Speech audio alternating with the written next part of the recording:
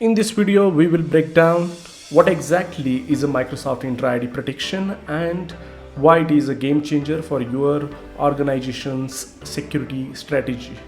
From detecting identity risk to preventing unauthorized access, Intra ID protection is here to help you stay one step ahead. Let's dive in.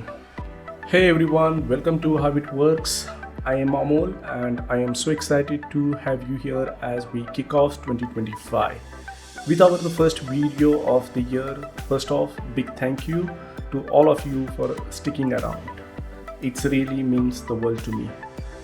On How It Works, we are about to exploring, understanding and breaking things down in a way that makes sense. And trust me, this year is going to be bigger and better than ever. Now, I know it's been a while since I last uploaded, and I wanted to apologize for the delay. Microsoft Intra ID Protection is a cloud-based security solution designed to protect your organization's identity.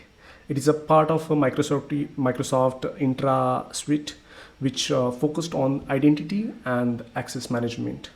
So what does it actually do? The risk detection.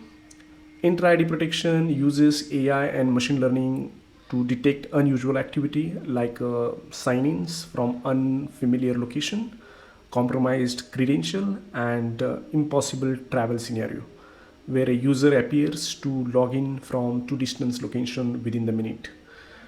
Second, real-time alerts. It provides real-time alerts about the identity risk. Third, automated response. You can set up an automated policy to respond to risks such as required multi-factor authentication or blocking access entirely. And then there is a comprehensive insights reporting, in-depth reporting and insight to help you basically monitor and improve your organization's overall identity security posture. Essentially, Microsoft Intra ID protection is like a 24/7 bodyguard for your organization's identity, ensuring that right people set access to the right resource at the right time. In the next video, we are going to see the policy exclusion, how we are going to exclude the emergency account or the break glass account from the conditional access policy, how we are going to exclude the service account and the service principals accounts.